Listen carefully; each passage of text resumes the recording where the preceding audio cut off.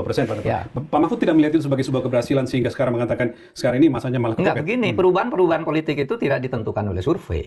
Ya. Kegaduhan atau ketenangan politik itu tidak pernah ditentukan oleh survei. Survei itu hanya alat untuk menjelaskan. Tapi kalau faktanya survei itu mungkin kurang sesuai dengan aspirasi elit, aspirasi aktor-aktor politik, ya tetap aja gaduh. Oleh sebab itu maka politik kan gaduh terus tuh selama ini. Tidak ada yang dibilang tenang, kabur aja dulu dan sebagainya. Itu kan karena kegaduhan-kegaduhan yang seperti itu. Diperkuat lagi oleh kebijakan perang tarif ya, kebijakan tarif oleh Trump yang menyembulkan perang tarif itu, yang Indonesia kemudian ada di mana nih, kebingungan. Dia semakin perlu mencari pendekatan baru, mendekati media yang selama ini konon kalau ketemu media itu sepihak ngomong gini dengan penuh kepercayaan, gini media nunduk. Tapi yang terakhir yang dengan 7 Pemret dia udah terbuka. Oh, Pak Mahfud membandingkan antara pertemuan dengan Pemret sebelumnya di Ambalan dengan 7 Pemret yang terbatas gitu. Itu berbeda ininya. Iya, kalau dengan Pemret sebelumnya yang rame-rame itu kita kan dengar dari mulut ke mulut. Para Pemret itu. Pak Prabowo hebat, udah percaya diri, ini ndak bisa. Katanya waktu itu ada presentasi, Pak. Iya, presentasi. Yang dengan 7 Pemret kan juga ada angka-angka kemudian kan ditunjukkan di situ. Tapi dia udah mulai terbuka. Oh iya, saya salah. Oh iya, komunikasi publik saya. Dan itu wajar saja dilakukan Pak Prabowo. Wajar, menurut saya wajar, dan itu bagus. Seorang presiden menyadari itu bagus. Yang kita cemas itu kan kalau dia tidak menyadari itu dan tidak merubah langkah politiknya untuk meraih trust. Politik itu kan, kepemimpinan itu kan trust kuncinya. Kalau masyarakat punya trust, memberi trust kepada dia, ya oke, jalan bagus gitu. Nah, ada hal lain lagi. Apa sih sebab Pak Prabowo melakukan itu? Mungkin kita bisa menilai positif negatif dari koalisinya dengan Pak Jokowi ya. Jadi Mahfud juga melihat ada kemungkinan ada peluang dengan hubungan dengan Pak Jokowi. Iya, jadi pendekatan dengan Pak Jokowi itu kemungkinannya sekarang dua. Kenapa Pak Prabowo itu harus melangkah tergopoh-gopoh mendekati Pemret, mendekati Bu Mega, mengakukan kesalahan, mengaku kekeliruan dalam komunikasi publik, karena mungkin dengan Pak Jokowi itu kemungkinannya dua. Selama ini kan andalannya Pak Jokowi. Satu, urusan Pak Jokowi sudah dianggap selesai karena anak buahnya sudah di bawah kendali dia. Atau yang kedua, menganggap Jokowi ini semakin berbahaya secara politik. Oh ya? Ya, kemungkinannya itu namanya analisis. Ini analisis terserah mana aja yang benar menurut menurut publik. Tapi saya menganalisisnya begini, kenapa Pak Prabowo melakukan langkah tergopoh-gopoh ke Bu Mega, ke yang lainnya? Pak Mahfud melihat tergopoh-gopoh itu ya? Saya melihat iya. Karena kan apa? Rentetan waktunya yang mepet gitu ya? Mepet, hari Minggu dan dengan pada pers. waktu itu sudah diusahakan, tidak pernah bisa kan gitu kan. Sehingga, oh iya mungkin nih Pak Jokowi ini, mungkin dianggap udah selesai Pak Jokowi, kan orang-orangnya udah diambil semua. Ya. Kemudian mungkin juga dianggap semakin berbahaya. Pak Jokowi itu kok semakin kuat, sementara saya sudah berusaha mengendalikannya dari sini, kok kendali masih tidak sepenuhnya di saya. Dia lari ke Bu Mega, kan real.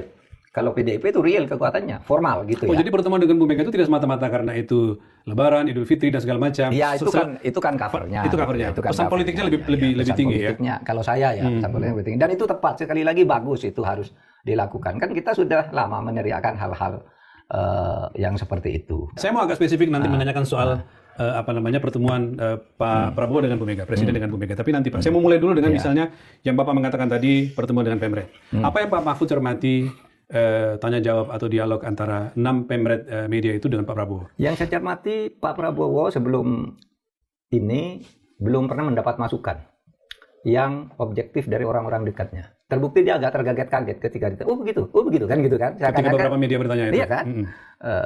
Sehingga dia langsung mendengar dari Pemret sekarang gitu. Dan mungkin itu menjadi koreksi dia.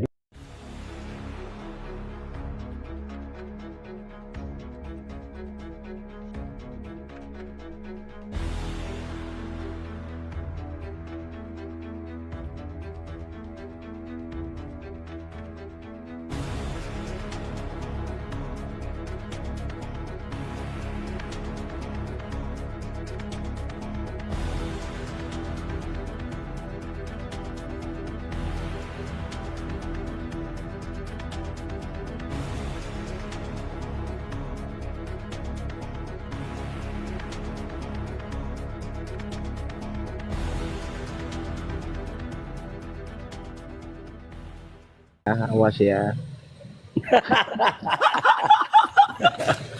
Kalahnya sama saudara saya ini. Bang Jo is the best. Bang Gaik is the best. Semua is the best. Lanjut. Makanya kan ya saya heran aja tuh kalau orang-orang yang selalu membenci yang nggak jelas gitu intinya apa sih? Tadi Bang Frit udah menerangkan dengan jelas nih kronologis untuk pendaftaran dan sebagainya. Kalau sekarang dari PDI sendiri yang ngutek-ngutek itu berarti dia sendiri yang selama ini membuat Gini. itu kan gitu. Gini Bang Jo, ini aku sedikit ya, aku mau ngomong. Reformasi ini ya menciptakan orang-orang menjadi otak-otak terbalik, menjadi logika terbalik.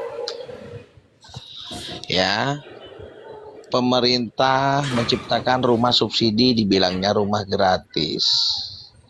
Pemerintah membatasi maksimal dibilangnya minimal. Pak Prabowo diskusi dengan wartawan ada kalimat bertanya disangkanya sebuah apa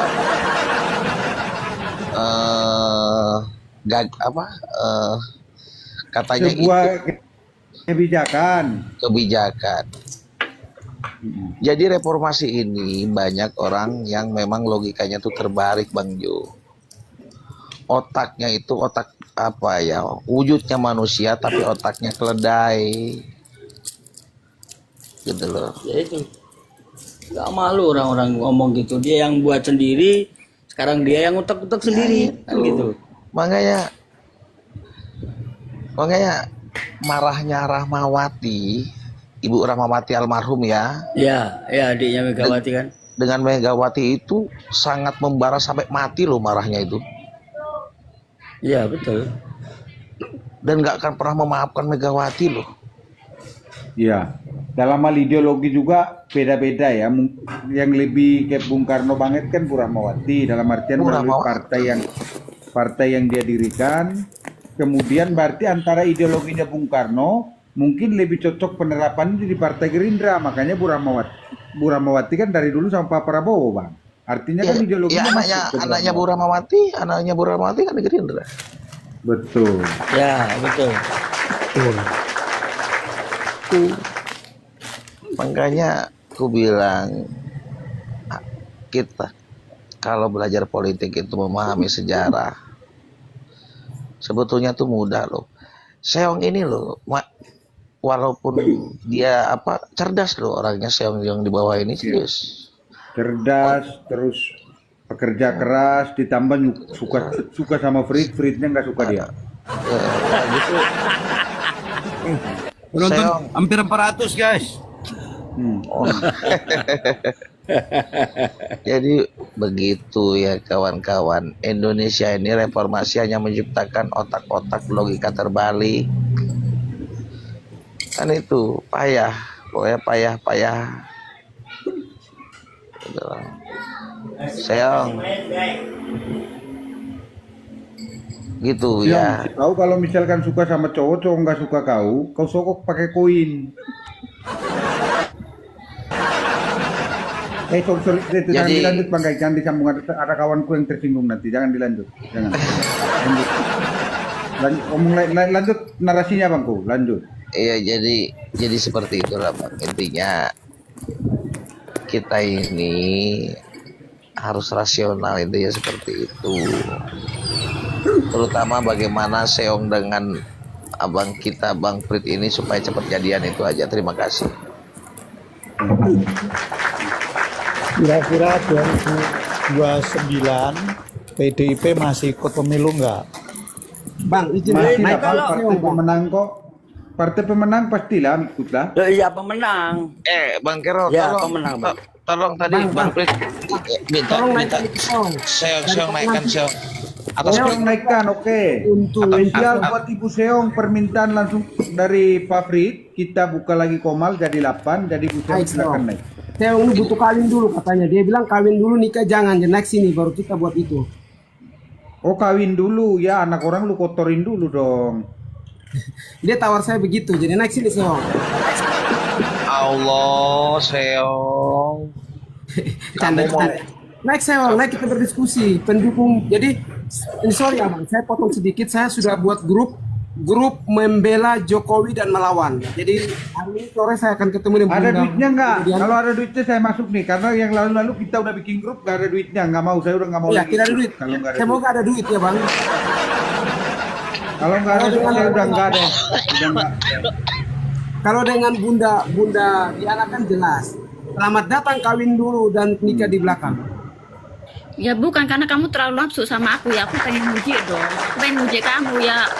Ya kan kita untuk pernikahan kan untuk jangka panjang. Ya harus dicoba dulu lah. Kamu bilang saya terlalu nafsu. Gede dong. Punya Om Prit tuh gede Seong. Kamu cari di sekitar tuh nggak ada. Masuklah Om Nggak pernah Prit. nyepil. Aku nggak pernah nyepil. Aku nggak tahu. Seong ini kena Seong belum bisa jalan 1 minggu. Aku belum tahu dia nggak Seong, pernah kamu nyepil. nggak bisa Tapi- jalan pokoknya kalau pertama deh. Kalau pertama kamu nggak bisa jalan lah pokoknya. 1 minggu. Nah ya aku nggak percaya kalau karena belum lihat dia takut. Dia takut. Makanya pulang kau coba sendiri lah barang itu. Black Mamba, kau tahu Black Mamba? Mau tes. Mau tes. Seong, Seong. tahu Eh, nggak? nggak tahu. Hanya orang-orang timur Seong yang bisa menyaingi Arab Saudi. Bahaya itu serius. Enggak loh, kita tuh bisa melihat biasanya kalau mulutnya banyak itu Oh, maksud bicara. kamu Jadi biasanya banyak mungkin ngomong, banyak Mulut banyak satu. ngomong tenaga kurang gitu. Tidak Maksudnya ada gitu. manusia mulut banyak. Yang Mulut itu penting satu. durasi, Orang penting barang. durasi. Durasi Seong kalah kalau dengan saya. Habis dulu Seong. Jadi Ayo bisa jalan Seong. 1 minggu Seong. aku Jalannya nggak minggu. percaya, aku masih belum percaya. Mau tes, kapan tes? Oke, kita fokus Seong. Seong kan yang paling banyak ikut membela. Kalian kan mungkin sakit hati ya. Saya kan sudah move on dan dukung Pak Jokowi. Seong, bagaimana pandanganmu Seong? Apakah Seong punya bukti bahwa Jokowi punya ijazah palsu? Pertanyaanmu aja udah salah, aku nggak sakit hati ya.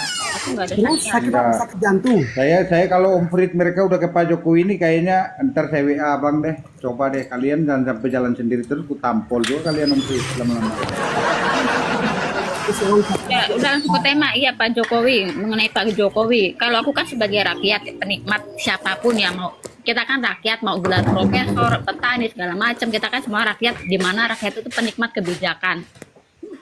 Terus dengan hadirnya Jokowi, ya kan, dengan hadirnya Jokowi itu para mafia udah nggak bisa main di belakang lagi. Selama ini kan mereka main di belakang layar, ya kan, mereka yang mengendalikan pemerintah. Coy, bukan bicara mafia-mafia. Iya, ini justru ada kaitannya dengan ijazah. Gini loh, menurut aku soal ijazah mau ada, mau enggak, mau palsu atau asli, itu yang terpenting Jokowi itu udah berhasil mengumpulkan mereka, berhasil ya menjebak mereka gitu loh. Karena selama ini dengan adanya para mafia, pengkhianat, belatung-belatung negara ya, bisa disebut belatung-belatung negara itu justru malah mereka terperangkap gitu loh. Makanya buat aku setelah lihat hasil endingnya begitu Jokowi loncat dari Partai Merah, menurut aku poinnya di situ gitu loh. Poinnya di Jokowi sudah selama ini ternyata dia hadirnya Jokowi yaitu mereka menunggangi Jokowi, tujuan mereka menunggangi Jokowi justru, tapi mereka malah justru terjebak dan sekarang mereka malah justru di bawah kendali pemerintah. Selama ini kan mereka yang mengendalikan pemerintah. Dan itu Apa poin yang yang Jokowi bagus untuk bicara rakyat gitu nih? loh. Apa mafia apa ini? Mafia apa ini? Bang Karol, ini sih ini Iya. sekarang ini saya dengar dia bela Jokowi ini bagaimana ini? Yang kita ngomong ijazah Amin Rais hingga Yorosura Geruduk UGM pertanyakan ijazah, bukan pertanyakan kaum itu nantilah kebijakan nanti. Jangan sampai gara-gara ini Bung Frit ini. Ya, Dia dia baru saya dengar dia bela Jokowi. saya pilih Askila dia 3 makanya dia muslim. Tapi Bang Frit, dia tuh sudah punya nandar itu Bang Frit. Siung, sekarang dia punya nandar itu. Jadi saya buat Oman ini gerakan. sebenarnya buat ngomong Sebentar. politik sambil cari cewek atau modus ngomong politik tapi tujuannya cewek kalian nih gitu. Sebenarnya Seong Ya resiko orang cantik lah bang, susah emang. Seong tuh sama di Thailand tidak ada yang mau, makanya cari ke Indonesia lagi. Oke, kita fokus bang. Jadi itu menurut saya bang. Tadi saya sudah menjelaskan. Saya rencana lagi membuat ini sudah buat sebentar saya ketemu dengan Sekian Budi Ana. orang total politik kah ini Teguh nih? Kami akan konferensi pers kumpulkan orang untuk gerakan melawan orang-orang yang menghantam Pak Jokowi. Jadi kita lawan, kita ribut-ribut gontok-gontokan juga boleh sekali-kali lah. Siap bang, siap. Selama ini kan pendukung Jokowi diam. Saya bangkitkan semangat amarah mereka keroyok itu yang tidak suka. Ayo kita keroyok. Siap.